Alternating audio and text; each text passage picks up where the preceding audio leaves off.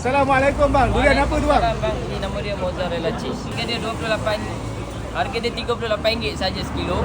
Dia ada less, potongan dia diskaun sebiji RM10. Bermaksud kalau kita timbang harga dia RM50, kita tinggal RM40 sahaja.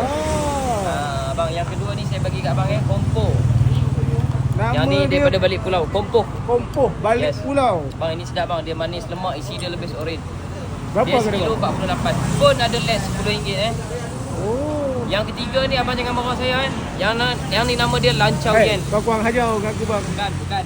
Habis? Saya cakap tadi, ini nama pokok dia. Oh, Tuan nama- kebun letak lancau yen, kita ikut. Okey. Bang, isi Berdekah dia daripada bang. nama dia bang. Oh, lancau yen. Ya, lancau yen.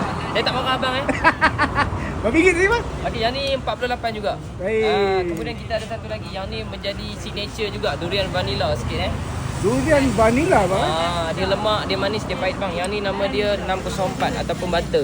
Oh, butter.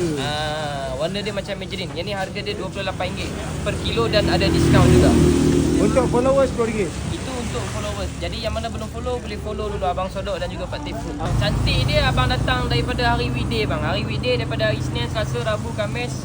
Hari 4 tu dia tak terlalu panjang. Tidak, kalau tidak abang datang hari weekend, abang beratur sampai Jawi.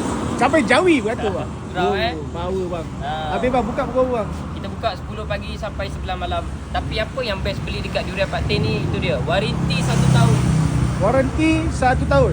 Beli ada masalah, boleh roger kita. Boleh tukar balik, kita ganti one to one. Satu per satu. Yang Kalau mana saya abang beli, makan manggis tak sedap, boleh tukar durian. itu melampau.